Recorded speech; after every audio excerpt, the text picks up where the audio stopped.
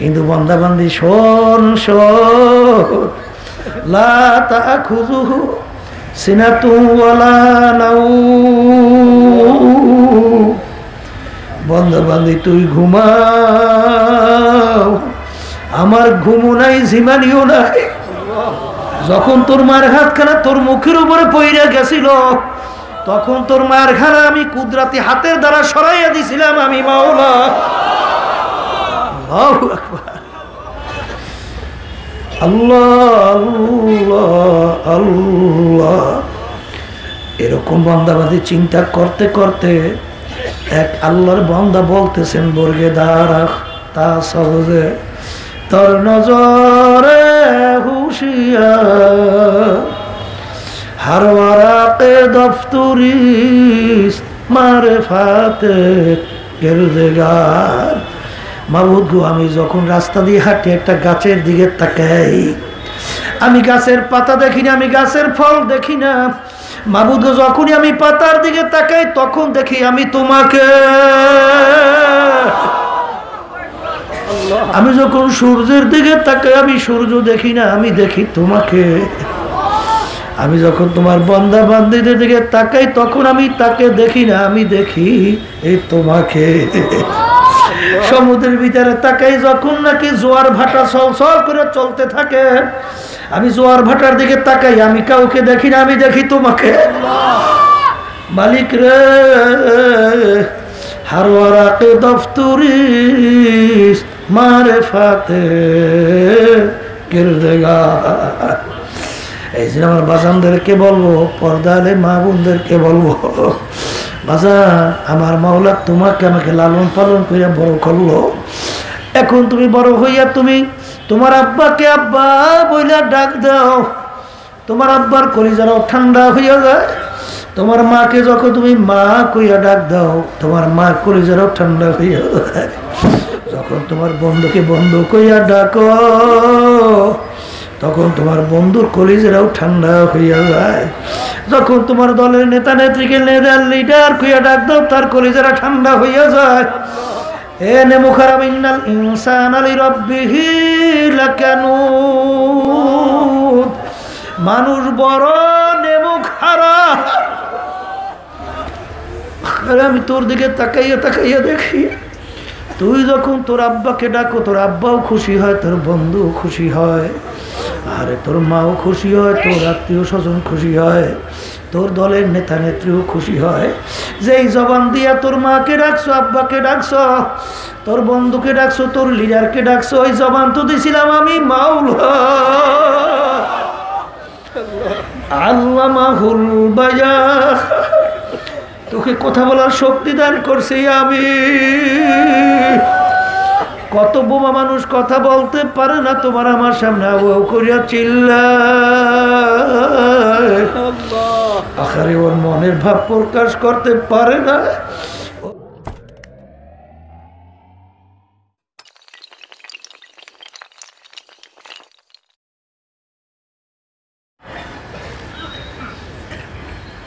আলহামদুলিল্লাহ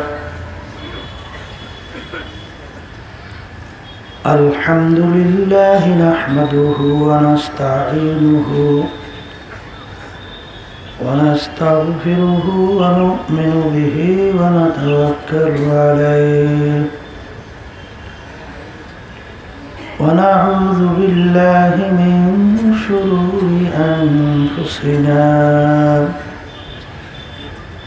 من يهده الله فلا مضل له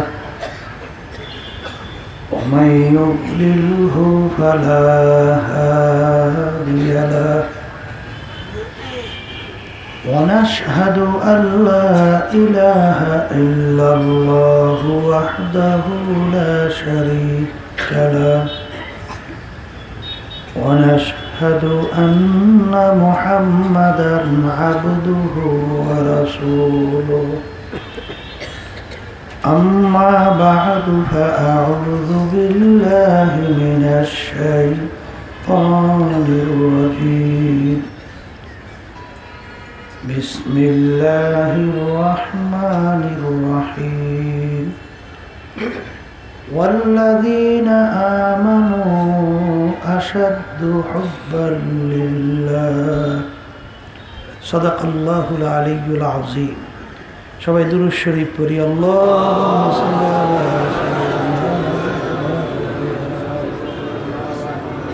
হাবিবিনা ওয়া মাওলানা মুহাম্মদ সাল্লাল্লাহু আলাইহি ওয়া আলা আলিহি ওয়া আসহাবিহি ওয়া বারাকা ওয়া সাল্লাম اللهم صل على سيدنا ونبينا وشفيعنا حبيبنا ومولانا محمد صلى الله عليه وعلى آله وأصحابه وبارك وسلم اللهم صل على سيدنا ونبينا وشفيعنا وحبيبنا ومولانا محمد صلى الله عليه وعلى آله وأصحابه وبارك وسلم শুকরিয়া আদায় করতেছি মহান রব্বুল আলামিনের দরবারে।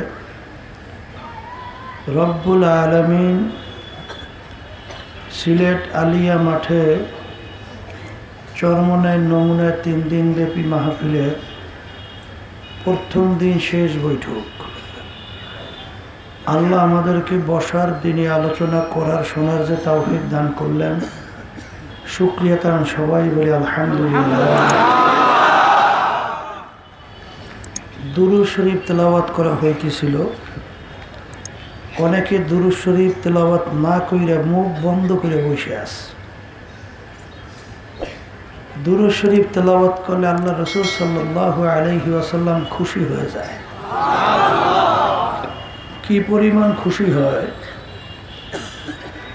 আবু বকর সিদ্দিক রাদিয়াল্লাহু তাআলা আনহু আল্লাহর হাবিবকে জিজ্ঞাসা করেন, ইয়া রাসূলুল্লাহ, ইয়া হাবিবাল্লাহ, উম্মত যদি আপনার উপরে দুরূদ শরীফ পাঠ করে সেই উম্মতের উপরে আপনি কি পরিমাণ খুশি হন? আল্লাহ রাসূল সাল্লাল্লাহু আলাইহি ওয়াসাল্লাম বলেন, আবু বকর, তুমি বেহেশতের ভিতরে ঢুকতে পারলে কি পরিমাণ খুশি হবা? ইয়া রাসূলুল্লাহ, ইয়া হাবিবাল্লাহ, সেই খুশির তো কোনো সীমা সংখ্যা বলতেই নাই। আমার উম্মত যদি আমার উপরে দুরূদ শরীফ পাঠ করে আমি সেই উম্মতের উপর তার চেয়ে বেশি খুশি হই। আগামী বছর আবার চরমনায় নমুনার এই মাহফিল হবে আর আমরা আসতে পারবো, বহু দূরের কথা। আল্লাহ যে আমাদেরকে মাহফিলে নিয়ে আসছেন, আমার আব্বাজান চরমনায়ের জমিনে শুয়ে আছেন। আব্বাজান বলতেন, দিনই মাহফিলে প্রথম থেকে শেষ পর্যন্ত থাইকে বাড়ি বিদায় হয়ে চলে গেলে আমুল নামার মধ্যে কমপক্ষে 50 লক্ষ নেকি এরকম জমা হতেই পারে না। নিয়াত যাদের সহি, আল্লাহকে রাজি খুশির উদ্দেশ্যে যারা মাহফিলে আসছেন, রব্বুল আলামিন তাদের আমুল নামার মধ্যে লক্ষ লক্ষ নেকি দান করবে। একটা নেকির কত মূল্য! আল্লাহ রাসূল সাল্লাল্লাহু আলাইহি ওয়াসাল্লাম উহুদ পাহাড়, যারা হজ করতে গেছেন মদিনা শরীফ দেখছেন, মাইলকে মাইল লম্বা, বিরাট উঁচা। আল্লাহ নবী ইঙ্গিত করে বলছিলেন, এই পুরা পাহাড়টা যদি স্বর্ণের হয়ে যায় এর যত মূল্য হবে তুলনা ছাড়া একটা নেকির মূল্য অনেক বেশি। এখন নেকি সংগ্রহের জন্য গুরুত্ব দিবে কারা? যাদের কাছে নেকির গুরুত্ব আসছে, ঠিক না? যাদের কাছে নেকির কোনো গুরুত্ব নাই, পাও ধৈরেও কিন্তু তাদেরকে নেকির কাজ করানো যায় না, ঠিক কিনা? আমি আমার বাজানদেরকে বলবো, পর্দালে মা বোনরা যারা শুনতেছেন, আবার আগামী বছর মাহফিল হবে, আমরা আসব, এরকম কেউ গ্যারান্টি দিয়ে বলতে পারে? নিঃশ্বাসের বিশ্বাস, সেকেন্ডের কোনো ভরসা। আলী রাদিয়াল্লাহু তাআলা আনহুকে আল্লাহ হাবিব জিজ্ঞাসা করছিলেন, আলী, তুমি মৃত্যুকে কত দূরে মনে করো? আলী রাদিয়াল্লাহু তাআলা আনহু বলছিলেন, ইয়া রাসূলুল্লাহ, ইয়া হাবিবাল্লাহ, আমি যখন নামাজ পড়ার জন্য ওযু করতে যাই তখন আমি খেয়াল করি আমার জীবনের শেষ ওযু মনে হয় এই, আর সামনের ওয়াক্ত নামাজের জন্য ওযু করার সুযোগ মনে হয় আর পাবো না। আল্লাহ নবী বলছিলেন, আলী তুমি তো ভুল করছো, এক নামাজ থেকে অন্য নামাজ আসতে মাঝখানে অনেক সময়ের ব্যবধান, মৃত্যু তো এত দূরে না। তুমি যখন নামাজের ভিতরে ডান দিকে সালাম ফিরাও তখন তুমি এই খেয়াল করো বাম দিকে সালাম ফিরাতে পারে কিনা। কি কথা বাস্তবতা আছে না? এই 2-3 দিন আগে বিবারিয়ায় ট্রেন অ্যাক্সিডেন্ট করল। তারা কি বুঝতে পারছিল আর দুনিয়াতে থাকবে না? কি একটু 1 সেকেন্ড আগেও বুঝছে না? এই 2-3 দিন আগে আমাদের চরমনামাজ শেখ ওস্তাদ নামাজ আসরের পড়ার পরে রওনা করছে, হঠাৎ উপর থেকে ইটের দেওয়াল ভেঙিয়া পইরে ওখানেই অ্যাক্সিডেন্ট করিয়া কিছুক্ষণ পরে দুনিয়া থেকে বিদায় হয়ে গেছে। আল্লাহ তার দরজা বেহেশতে বলন্দ করুন। এইভাবে কার কখন কোন সময়ে ডাক আসবে এটা আমাদের কারো জানা নাই। এই জন্য আমার বাজানদেরকে বলবো, নিঃশ্বাসের বিশ্বাস, সেকেন্ডের কোনো ভরসা নাই। ফিরোজ শাহী গান গায়ক স্টেজের ভিতরে গানে টান দিছিল, 1 সেকেন্ডের নাই ভরসা করে টান দিছে। ওই স্টেজে টানের ভিতরে ঠাস করে পড়ে গেছে, আর নাই।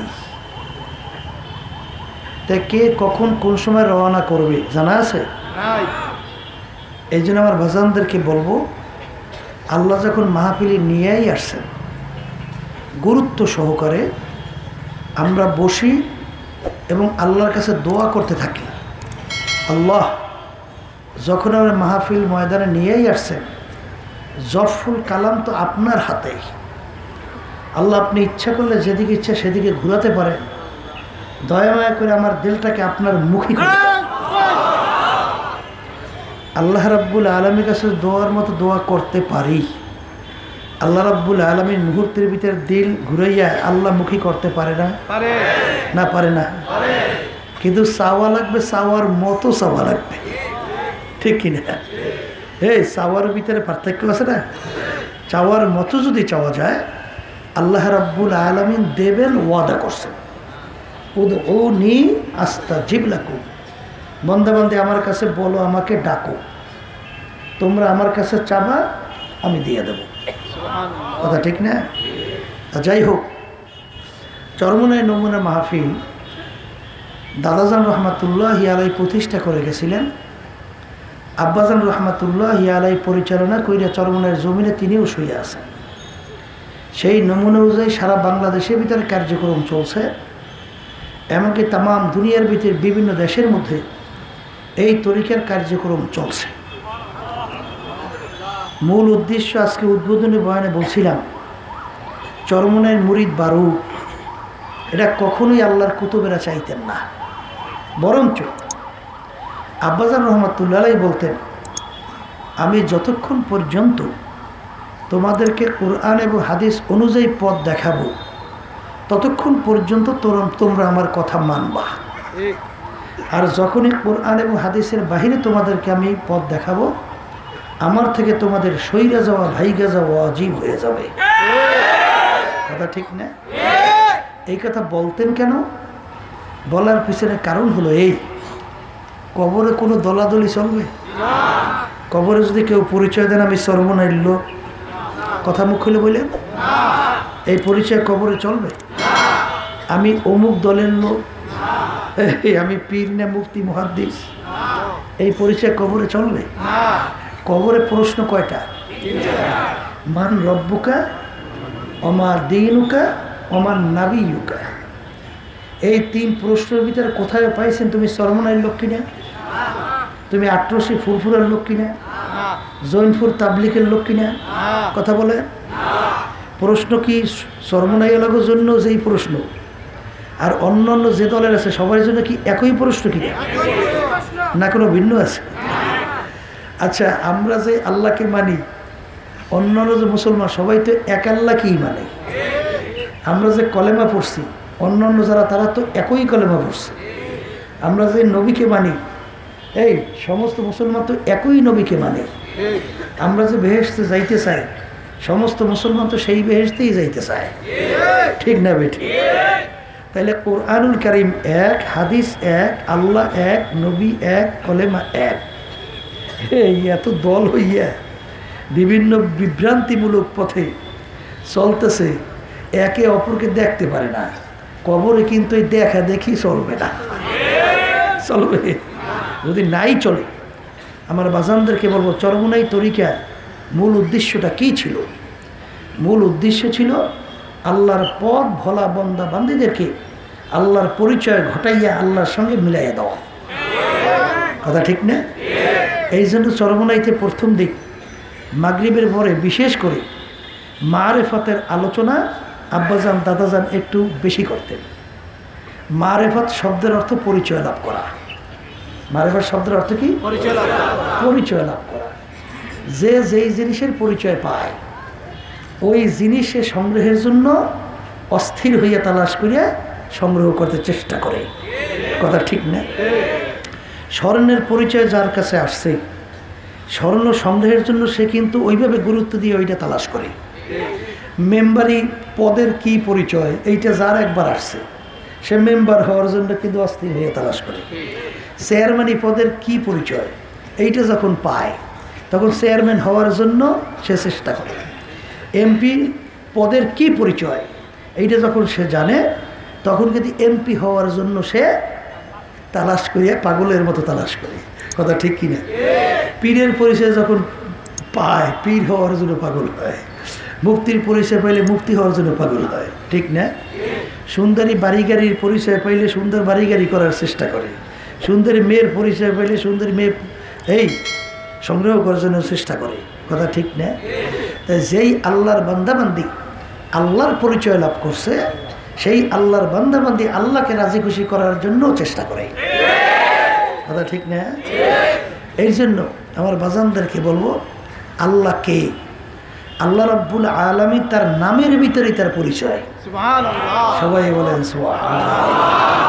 বলে তা কেমন? আল্লাহ। কথা ঠিক না? হিন্দুরা কয় ভগবান, কি বলে? ভগবান। খ্রিস্টানরা বলে কি? এই গড। আবার ঈশ্বরও কয় এক গ্রুপ, বলে কি বলে না? আমরা মুসলমানরা বলি আল্লাহ।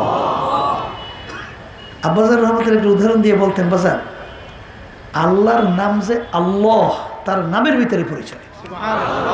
তা কি? ভগবান। তুমি যদি ভ বাদ দাও থাকে কি? গবান। আচ্ছা বলেন তো গবান শব্দের অর্থ কি? আল্লাহ বুঝায়? কথা বলেন। আর বুঝায়? গ বাদ দেন থাকে কি? বান। বান মানে কি? বন্যা। আর আল্লাহ বুঝায়? ব বাদ দেন থাকে কি? ন। ন মানে নাই। যদি বলেন কথা ঠিক না? বেঠিক? এক অক্ষর বাদ দিলে আর তার ভগবানের পরিচয় থাকে। এইভাবে গড প্রত্যেকটা কিন্তু অন্য অন্য যারা নাকি সৃষ্টিকর্তা মনে করে তার কিন্তু একটা স্ত্রীলিঙ্গ আছে, কিন্তু আল্লাহর কোনো স্ত্রীলিঙ্গ আজ পর্যন্ত কেউ বের করতে পারে না। ভগবানের স্ত্রীলিঙ্গ ভগবতী, ঈশ্বরের স্ত্রীলিঙ্গ ঈশ্বরী। কি কথা কন না কে? গডের ভগবত স্ত্রীলিঙ্গ গডেস। আল্লাহর কোনো স্ত্রীলিঙ্গ আজ পর্যন্ত বের করতে পারে না। পারছে? আল্লাহর নাম যে আল্লাহ, আল্লাহর লেখতে প্রথম আলিফ। আলিফ আপনি বাদ দেন থাকে কি? লিল্লাহ। দেখেন ওই আল্লাহ কি বুঝায়? লিল্লাহি মা ফিস সামাওয়াতি ওয়াল আরদ। এইবার লাম বাদ দেন থাকে কি? লাহু। লাহু মা ফিস সামাওয়াতি ওয়াল আরদ। কাকে বুঝায়? আল্লাহ। এবার লাম বাদ দেন থাকে কি? হু। হুয়াল্লাহুল্লাযী লা ইলাহা ইল্লা হু। প্রত্যেকটা অক্ষর বাদ দেবেন ওই আল্লাহর পরিচয় আল্লাহর নামের ভিতরে আছে। কথা ঠিক না? বেঠিক? ডাক্তার আবিষ্কার করার পরে বলছেন হার্টের মধ্যে প্রত্যেকটা মানুষের একেবারে পরিষ্কার এই আরবিতে আল্লাহ শব্দ লেখা। যারা নাকি হার্টের ডাক্তার প্রায় 100 রোগীর মধ্যে তারা আবিষ্কার করছে হার্টের রোগী বিভিন্ন করে দেখছে আল্লাহ আল্লাহ জিকির করাইছে 100 রোগীর ভিতরে 100 রোগী হার্টের রোগের উপকার পেয়েছে। কথা ঠিক কিনা? তাহলে আল্লাহ রাব্বুল আলামিন কে? আল্লাহ রাব্বুল আলামিন আপনাকে আমাকে সৃষ্টি করছেন। কথা ঠিক না? এখন অনেকে বলে হুজুর বলেন তো আল্লাহর কথা, কিন্তু আল্লাহকে যদি একজন বানাইতো, এই আল্লাহ যদি একজন থাকতোই তাহলে তাকে বানাইলো কে? এই একদল আছে না নাই? কথা বলেন। আমি যদি উত্তর দিই আল্লাহকে বানাইছে অমুকে, প্রশ্ন শেষ না? আবার করবে হুজুর তাহলে তাকে বানাইছে কে? প্রশ্ন করবে না? যদি বলি তাকে বানাইছে অমুকে, প্রশ্ন শেষ? আবার করবে না? যদি বলি তাকে বানাইছে অমুকে, প্রশ্ন শেষ? তাহলে তাকে বানাইছে কে, তাকে বানাইছে কে, তাকে বানাইছে কে, প্রশ্ন শেষ কবে? মুখিলে কথা বলেন। কোনদিন শেষ হবে? কোনদিন প্রশ্নের উত্তর পাবে?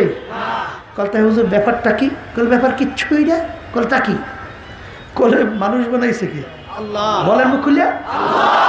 আচ্ছা আল্লাহকে, আল্লাহ মানুষকে বানাইছে, মানুষের ব্রেনের ভিতরে একটা সীমাবদ্ধতা আছে না নাই? আমরা সবে কি বুঝি? কথা বলেন। যদি বুঝতেনি বলেন তো আপনি যে বাইসে রয়েছেন আপনার ভিতরে রূহ আছে, রূহ দেখছেন কেনা কেনা? মুখিলে কথা কন। তাহলে আপনাকে বিশ্বাস করেন না আপনার ভিতরে রূহ আছে? তাই কোন শক্তিতে আপনাকে বাঁচাই রাখছে, আবিষ্কার করতে পারছে কিনা? তাহলে এইটা যদি পারেন নাই তা আপনি বিশ্বাস করেন আপনার ভিতরে রূহ আছে? এই কথা কন না? বিশ্বাস করেন না? কি করেন তো? আল্লাহ রাব্বুল আলামিন মানুষ বানাইছে, মানুষ বানাই আল্লাহ রাব্বুল আলামিন মানুষের ব্রেনের শক্তির ভিতরে একটা সীমাবদ্ধতা দান করছে। কথা ঠিক? ইচ্ছা করলেই মানুষ সব কিছু জানতে পারবে না, বুঝবেও না। ডাক্তার আবিষ্কার করতে যেয়ে বলছে মানুষ কিভাবে বেঁচে থাকে আজ পর্যন্ত কোনো ডাক্তার আজ পর্যন্ত দুনিয়াতে আবিষ্কারই করতে পারে নাই। এখন পর্যন্ত নাকি শতকরা 40% আবিষ্কার করছে, 60% এখন পর্যন্ত আবিষ্কারই করতে পারে নাই যে মানুষ কেমনে বেঁচে থাকে। কি জোরে বলেন কথা ঠিক? এক পর্যায়ে যে ডাক্তাররা বলছিল মানুষের শরীরের ভিতরে লক্ষ লক্ষ রক্তকণিকা আছে, প্রত্যেকটা রক্তকণিকা 1 ঘন্টায় 5 মাইল বেগে চলে এবং প্রত্যেকটা চলার রাস্তা নাকি ভিন্ন ভিন্ন। তাহলে শরীরের ভিতরে লক্ষ লক্ষ রাস্তাও আছে। কথা বলেন। এবং 5 মাইল বেগে প্রত্যেকটা রক্তকণিকা চলতেছে। ডাক্তাররা বলছে একটা রক্তকণিকা চলতে যাইয়া যদি তার রাস্তা ফেল কইরা অন্য রাস্তায় ঢোকে সঙ্গে সঙ্গে লোকটা মারা যাবে। হ্যাঁ, এখন বলেন তো এই রক্তকণিকাগুলো চালায় কে? আল্লাহ। এই দেখেন আপনার ব্রেন থেকে বলতে আছে চালানি একজন আছে। কথা ঠিক? এই জন্য হাদিসের ভিতরে আসছে তাফাক্কুরু ফি খালকিল্লাহ ওয়ালা তাফাক্কুরু ফিল্লাহ। তোমরা আল্লাহর মাখলুকাত সম্পর্কে চিন্তা করো, আল্লাহ সম্পর্কে চিন্তা করতে যাইও না। কারণ ওই চিন্তা করার শক্তি তোমাদের ব্রেনের ভিতর আল্লাহ দান করে নাই। এরপরে যদি কেউ চালাকি করো তার ধ্বংস অনিবার্য। কোনো দিন প্রশ্নের উত্তর পাবা না। নাই পাবা কই? যেটা নাই পাবা কোথায়? কি জোরে কন। এখন বলতে পারেন হুজুর আল্লাহর পরিচয় জানবো কেমনে, পাবো কেমনে? ওয়াবিল আফাকি ওয়া ফি আনফুসিকুম আফালা তুবসিরুন। আল্লাহ বলছে বান্দা বান্দি আমার পরিচয় তুমি যদি লাভ করতে চাও তুমি তোমার নিজের দিকে তাকাও। তোমার নিজের দিকে তাকানোর সঙ্গে সঙ্গে আমার পরিচয় তুমি পাইয়া যাওয়া। সবাই জোরে বলেন সুবহানাল্লাহ। এই জন্য হাদিসের ভিতরে আসছে তাফাক্কুরু সাআতান ফি খালকিল্লাহ খায়রুম মিন ইবাদাতিস সিত্তিনা ওয়া ফি রায়াতিন 70 ওয়া ফি রায়াতিন 80 সানা। যে আল্লাহর মাখলুকাত সম্পর্কে একটু সময় চিন্তা করবে 60 বছর নফল ইবাদতের সওয়াব আল্লাহ তার আমল নামায় জমা করবে। অন্য রায়াতের ভিতরে আছে 70 বছর নফল ইবাদতের সওয়াব আল্লাহ তার আমল নামায় জমা করবে। অন্য রায়াতের ভিতরে আছে 80 বছর নফল ইবাদতের সওয়াব তার আমল নামায় জমা হবে। কারণ কি? বন্দাবাদী যখন একটা সূর্য নিয়ে চিন্তা করবে, বৈজ্ঞানিকরা আবিষ্কার করার পরে বলছে আমরা যে সূর্যটা দেখতেছি এই সূর্য নাকি দুনিয়ার থেকে 9 কোটি 30 লক্ষ মাইল দূরে। এই সূর্যটা কি দুনিয়ার চেয়ে 13 লক্ষ গুণ বড়। কয় লক্ষ? 13 লক্ষ গুণ বড়, দুনিয়া থেকে 9,30,00,000 মাইল দূরে। কথা ঠিক? বাজান যারা মানুষ তারা চিন্তা করবে যে এই যে আমার সামনে মাউথ পিস আছে, যদি 1 ইঞ্চি উপর থেকে মিনিটে একবার ঘুরাই নিয়ে আসি, যদি 2 ইঞ্চি উপর থেকে ঘুরাই, একই গতিতে যদি ঘুরাই সময় ডবল। কথা কন না কা? যত উপরে উঠাবো আর একই গতিতে যদি ঘুরাইতে থাকি সময় বাড়তে থাকবে। কি কথা ঠিক? পারবে না? পারবে না? এই দুনিয়ার বের হইল 25,000 মাইল। 25,000 মাইল বেরোর দুনিয়া 9,30,00,000 মাইল দূর থেকে ওই সূর্যটা প্রতি 24 ঘন্টা একবার ঘুরে তার জায়গায় চলে আসে। এখন বলেন তো সূর্যের গতি প্রতি সেকেন্ডে কত কোটি হাজার মাইল বেগে চলে? একটু বর্তমানে দুনিয়া শিক্ষিত, ইংরেজি বাংলা শিক্ষিত হইয়া খারাইয়া মতে আর মানে আমি একজন বুদ্ধিমান। হ্যাঁ বুদ্ধিমান, এখন বলো তো সূর্যের গতি প্রতি সেকেন্ডে কত মাইল? কথা পারবে? আসলে আবিষ্কার করতে পারবে? আচ্ছা বলেন তো, বিমান যে আকাশে ওড়ে 1 ইঞ্জিন বিশিষ্ট, 2 ইঞ্জিন বিশিষ্ট, যত শক্তি বাড়ে তার গতিও কি? আচ্ছা বলেন তো, সূর্যটা যে এত গতিতে চলল ওর মেশিন কয়টা? তাহলে চলে কেমনে? 13 লক্ষ গুণ প্রায় দুনিয়ার চেয়ে বড়। এত বড় সূর্যটা এত গতিতে চলতেছে, এর মেশিন কয়টা? তৈলাকে মিনিটে কয় বেরেল? কি বাড়ি করতে পারবা? হ্যাঁ একটু বেরিয়ে ধরে না আর খারাইয়ে মতো আর কয়লে আল্লাহ বলতে কিছু নেই। এই বই আবিষ্কার করো বান্দরের জাত।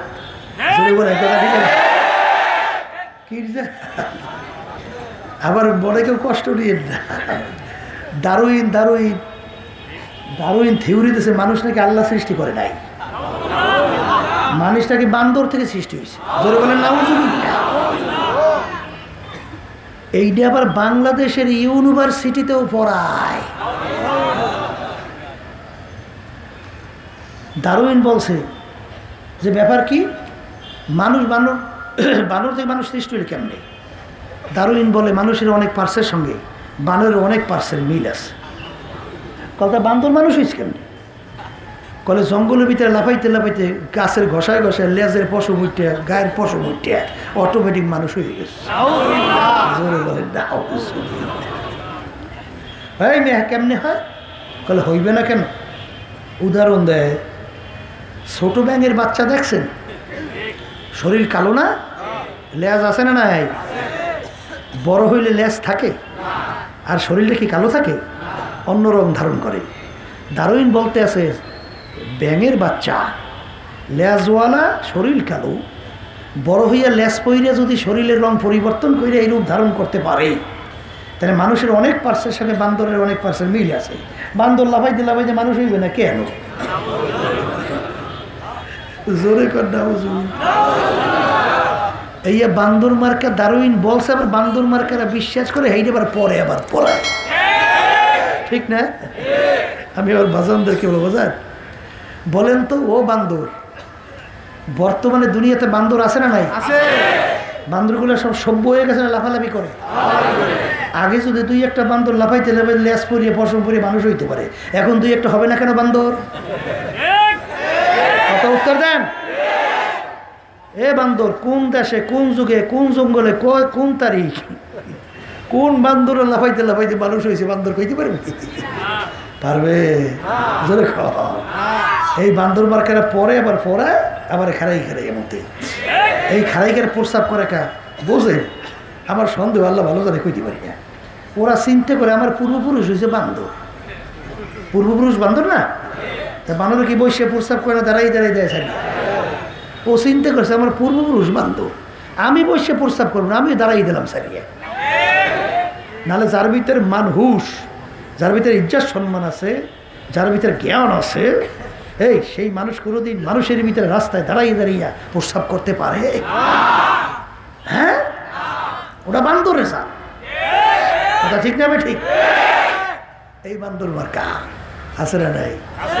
এ বান্দর মার্কারা এখন বলো তো, এই সূর্য দুনিয়ার সে 13 লক্ষ গুণ বড়। এই যে দুনিয়ার থেকে 9,30,00,000 মাইল দূর থেকে এই 24 ঘন্টায় একবার যে ঘুরে তার জায়গায় চলে আসলো, এর গতি কত, মেশিন কয়টা, আর তৈল লাগে সেকেন্ডে কত হাজার বেরেল, এইটা আবিষ্কার করিয়ে পারবে? তাহলে এত বড় সূর্যটা বানান একজন নাই? এই কথা যখন বন্দাবান্দি আল্লাহর মাখলুক সম্পর্কে চিন্তা করবে, তখনই তার চিন্তা আসবে এ তো যে কোনো একজন বানান্যা আছে। সে বানান্যা কে? আল্লাহ। জোরে মুখ খুলে বলো কে? কি পরিচয় পাওয়া যায়? জোরে কান, জোরে কান, জোরে কান। কি পরিচয় পাওয়া যায়? আমার মালিক কেমন মাওলা?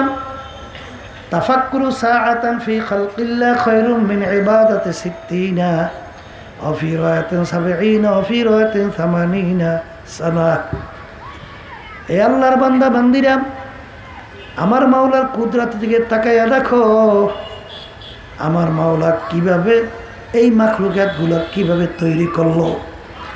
যখন তুমি একটা আম গাছের দিকে তাকাবা, একটা আম যখন প্রথম বের হয় তখন তার রং এক ধরনের, পোক্ত হওয়ার পরে রং আর এক ধরনের, পাকার পরে রং আর এক ধরনের। এই রং কে লাগাইল? অবিল আফাকি ওয়া ফি আনফুসিকুম আফালা তুবসিরুন।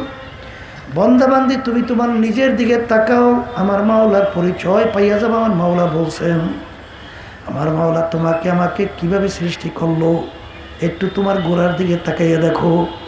হাল আতা আলাল ইনসানি হিনুম মিনাদ দাহরি লাম ইয়াকুন শাইআম মাযকুরা।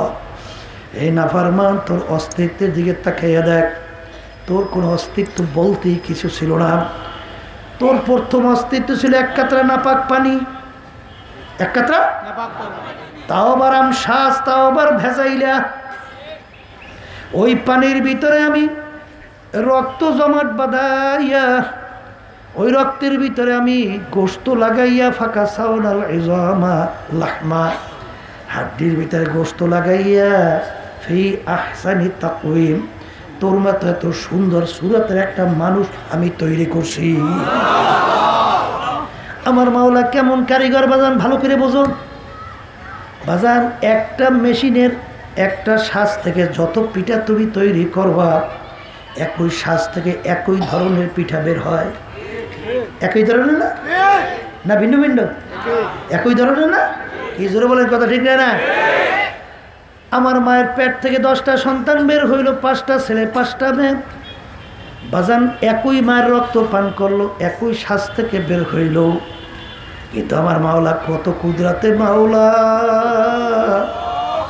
আমার একটা ভাইয়ের সঙ্গে আর একটা ভাইয়ের চেহারার পূর্ণ কোনো মিল নাই।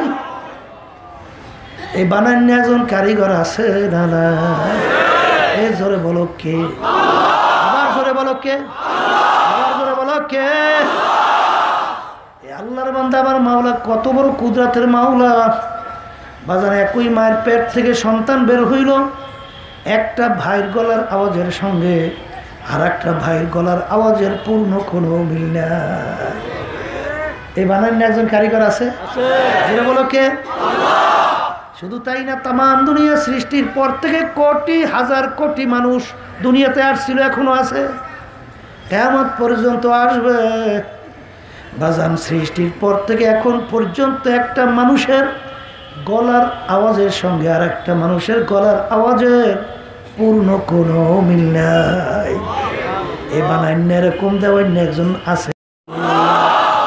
শুধু তাই না, বর্তমানে ডাক্তার আবিষ্কার করার পরে বলছেন, দুনিয়া সৃষ্টির পর থেকে এখন পর্যন্ত যত মানুষ আসছিল আছে, বাজানে একটা পশমের সঙ্গে আর একটা মানুষের পশমের একটা পূর্ণ মিল পাওয়া যায় না।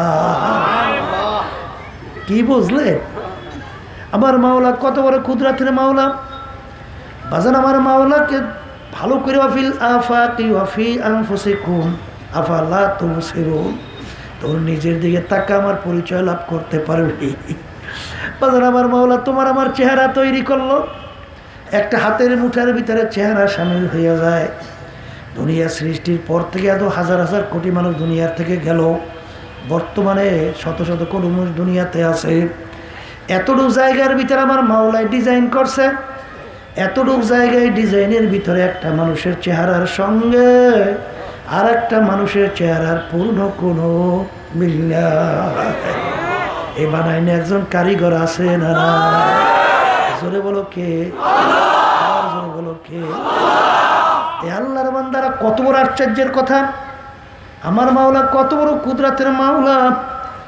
আমাদের হাতের একটা আঙ্গুলের এই বৃদ্ধি আঙ্গুলের টিপ, এই টিপের এতটুকু জায়গায় আমার মাওলা ডিজাইন করছে, এতটুকু জায়গা। দুনিয়া সৃষ্টির পর থেকে এতটুকু জায়গার ভিতরে ডিজাইনার একটা মানুষের আঙ্গুলের টিপের সঙ্গে কিয়ামত, ওই দুনিয়া সৃষ্টির পর থেকে এখন পর্যন্ত আর একটা মানুষের এতটুকু জায়গায় টিপের পূর্ণ কোনো মিল না।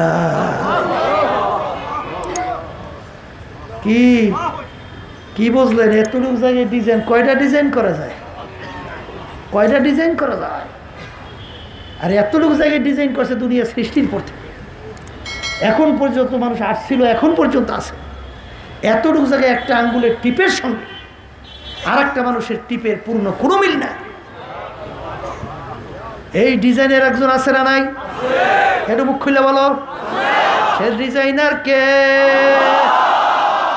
কি পরিচয় পাওয়া যায়? কি জোরে কর না, পাওয়া যায় না? যায় না? এখন আমার বাজানদেরকে বলবো, পর্দায় মা বোনদেরকে বলবো, তোমাকে আমার মাওলা কিভাবে কুদরতিভাবে লালন পালন করলো, একজনে কি একটু চিন্তা করছো? আরে শুধুমাত্র কেমনে খাবা, কেমনে বাঁচবা, এই বিবাহ শাদী করিয়া বাচ্চা কাচ্চা হইয়া একটু বিল্ডিং তৈরি করিয়া সম্পদ গুছাইয়া কুত্তার মতো মরবা, খালি এই চিন্তাই তো আসো। কথা ঠিক কিনা? এই তুমি যে কেমনে বড় হইয়া, তুমি কেমনে বাইসা রইলে, একদিনে তুমি চিন্তা করে দেখছো? তোমার মা তোমাকে আমাকে যখন প্রসাব করলো, মাও দুর্বল, সন্তানও দুর্বল, মায়ের পেটের কাছে নিয়ে বাচ্চাকে নিয়ে ঘুমায়। ঘুমের ঘরে মানুষ কিন্তু আধা মরা। ঘুমের ঘরে মানুষ, ঘুমের ভিতরে মানুষ এদিকে ওদিকে উব্বুর চিত্তর হয় কি হয় না? হাত এদিকে ওদিকে পড়িয়া যায় কি যায় না? বাজান, তুমি মায়ের পাশে ঘুমাইয়া আছো, এতটুকু ছোট বাচ্চা, ঘুমের ভিতরে মায়ের হাত খানা তোমার মুখের উপরে পড়ে গেছে, পড়তে পারে না? না পারে না? তুমি বলতেও পারো না, মাগো হাতখানা সরাইয়া নিয়ে যাও, আমি কিন্তু মইরা গেলাম, এই বলার শক্তি তোমার নাই। আর তোমার শক্তি নাই তোমার মায়ের হাতখানা সরাইয়া দেওয়া। এখন তুমি বেঁচে রইলা কে? আপনি হ্যাঁ কেমনে বেঁচে রইছো? আল্লাহু আকবার। ঘুমের ভিতরে মানুষ আধা মরা, এদিক থেকে ওদিকে মা ঘুরলেই বাচ্চাটা মায়ের পেটের নিচে পিঠের নিচে পইয়া স্যাবডা হইয়া যাওয়ার কথা ছিল। দুই একটা মাঝে মধ্যে আল্লাহ দেখায়, দুই একটা দুনিয়ার ভিতরে দেখায়, মায়ের পেটের নিচে পিঠের নিচে পইয়া স্যাবডা মারা গেছে, দুই একটা ঘটনা দেখায়। এইটা মনে করিও না যে অটোমেটিক এরকম চলে। আমার মালিক বলে, আব্দুল করিম তুই ঘুমাইয়া রইছ, তোর মা দুর্বল, তোর পাশে ঘুমায়,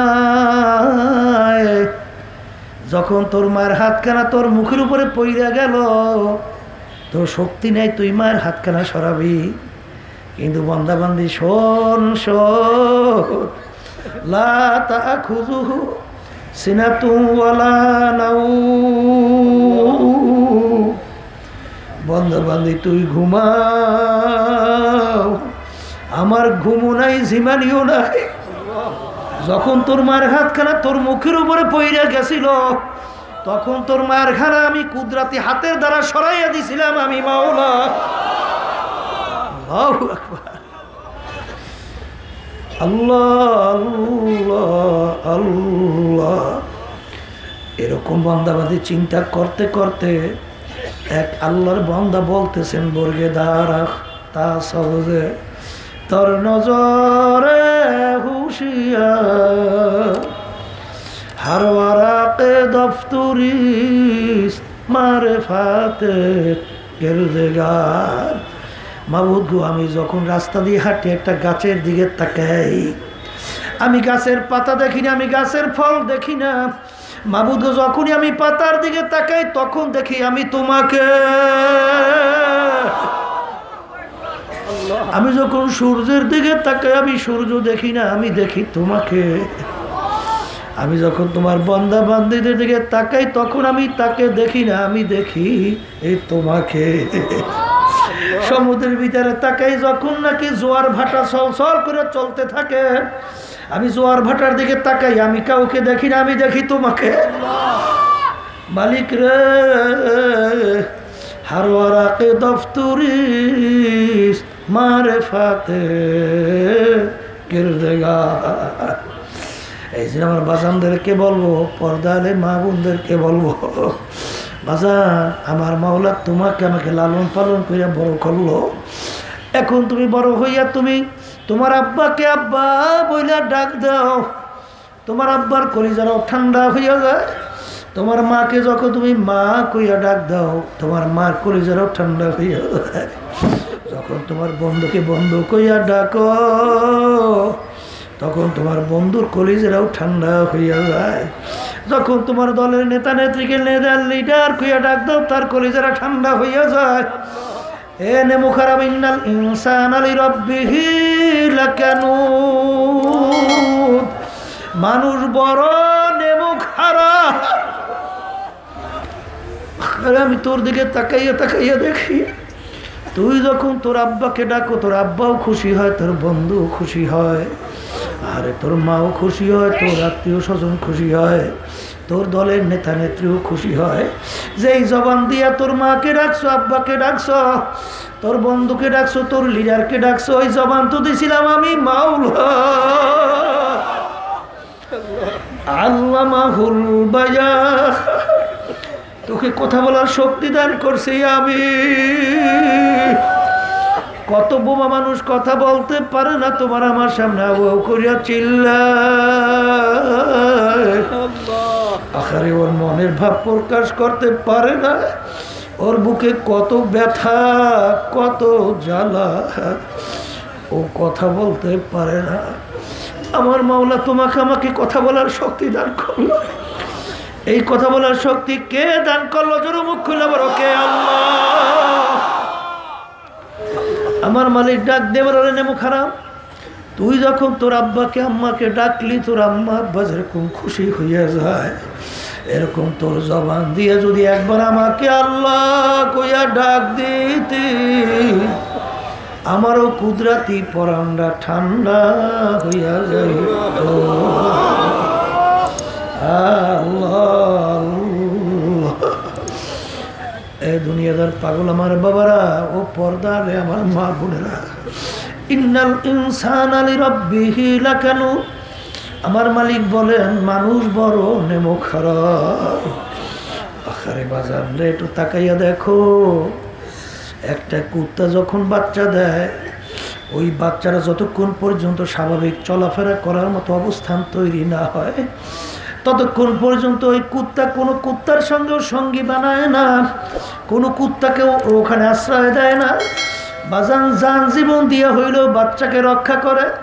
কিন্তু বর্তমানে এক শ্রেণীর মানুষ দেখা যায়, বাংলাদেশের ভিতরে শোনা যায়, 2-3 বছরের বাচ্চা, 3-4-5 মাসের বাচ্চা ও ফালাইয়া থুইয়া পরকিয়া প্রেমের ভিতরে পইরা পশুর চেয়েও নিকৃষ্ট হইয়া বের হইয়া যায়।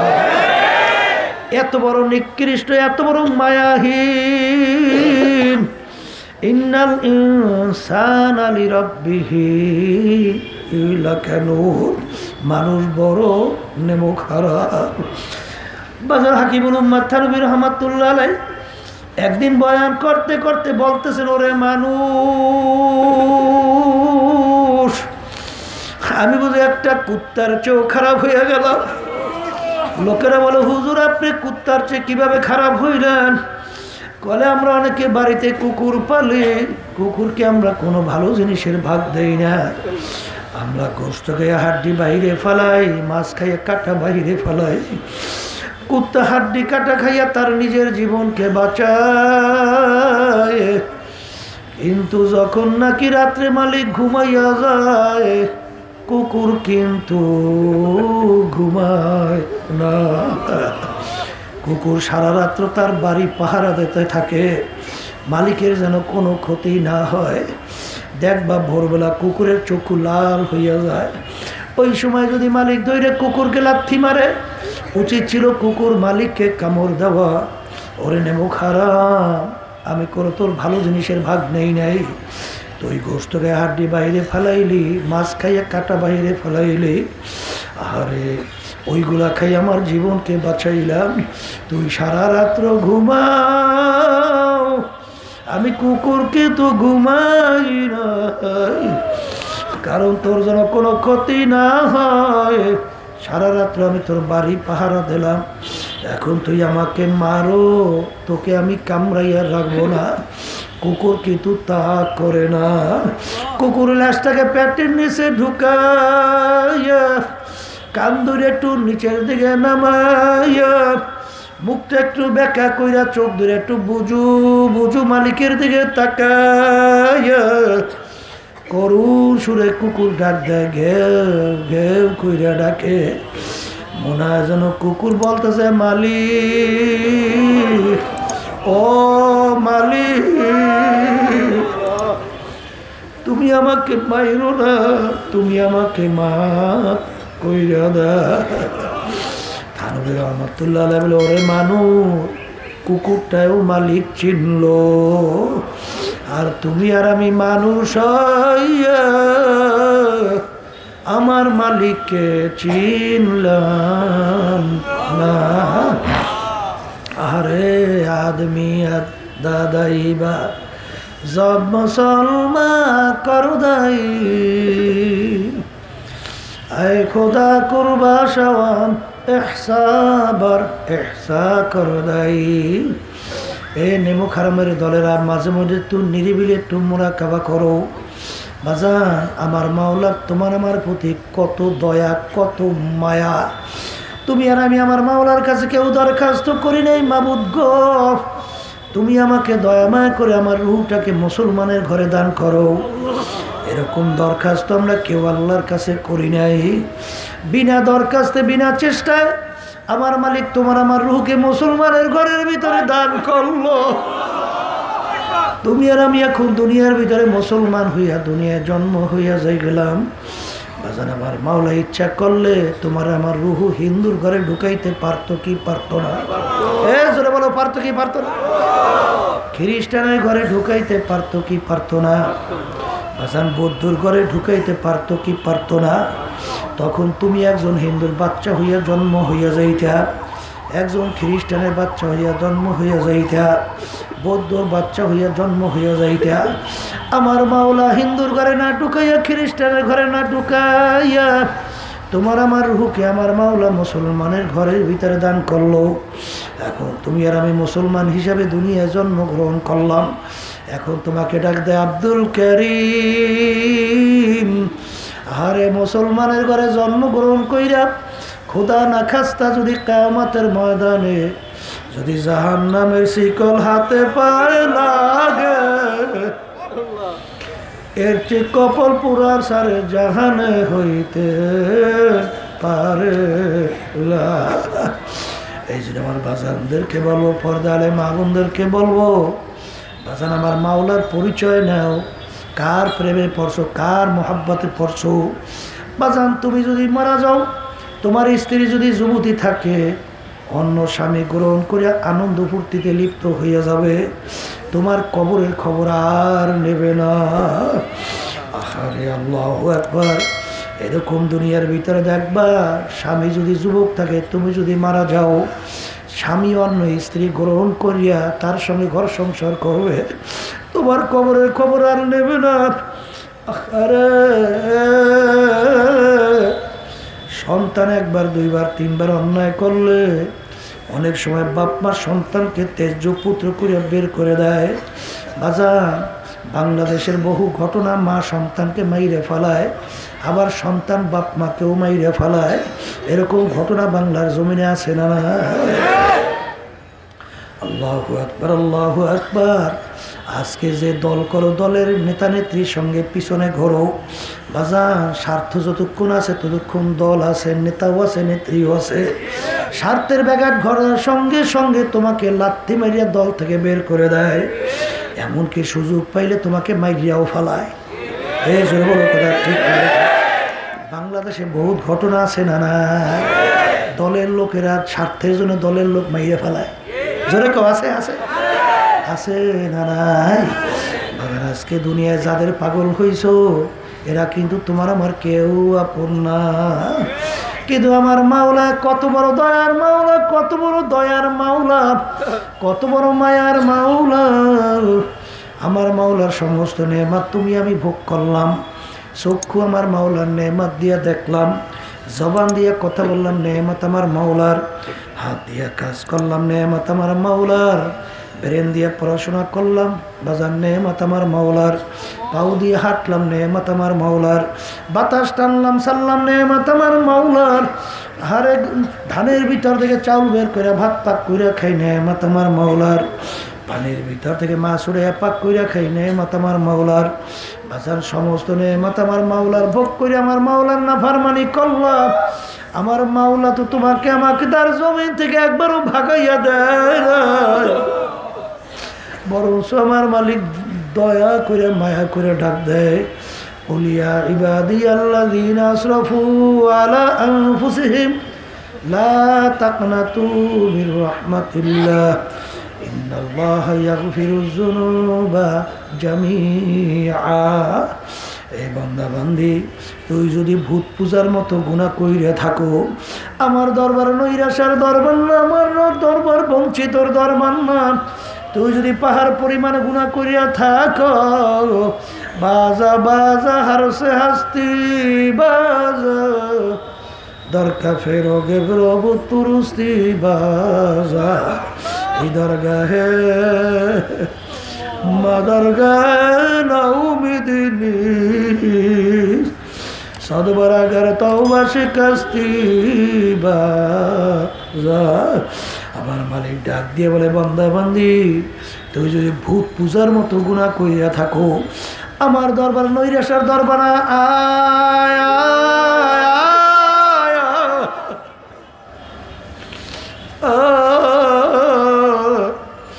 তুই যদি দুই হাত তুইলা দুই চোখের পানি ফেলাইয়া গুনার কথা মনে করে আমার কাছে মাপ চাওয়ার মতো মাপ চাইতে পারো, আমি তো শুধু গুনাহ মাফ করবো তাই না, এমনকি তোর গুনাহগুলাকে আমি নেকের দ্বারা পরিবর্তন করে দেব। আমার মালিক কেমন দয়ার মালিক, আমার মাওলাকে চেনো, কার পাগল হইছ বাজার? বুড়া এমন কোনো গুনাহ নাই বলতে গেলে করে নাই, বুড়া বয়সে কবরের কথা মনে পড়ে গেল, মৌতের কথা মনে পড়লো, জাহান্নামের কথা মনে পড়লো। এখন বুড়া চিন্তা করে, আমি যে কাজ করছি আমার কবরে কি উপায় হবে, আমার কিয়ামতের ময়দানে কি উপায় হবে, আমার হাসরের মাঝে কি উপায় হবে, মিজান পুলসিরাতে কি উপায় হবে। এখন হক্কানি আলেমের বাড়ি যাওয়া লাগবে, সেখানে তওবা কইরা ঠিক মতো আল্লাহর হুকুম নবীর তরিকা অনুযায়ী চলা লাগবে। বাজান বুড়া রওনা করছে আলেমের বাড়ি তওবা করার জন্য, হায়াত শেষ, পথের মাঝে মারা গেছে।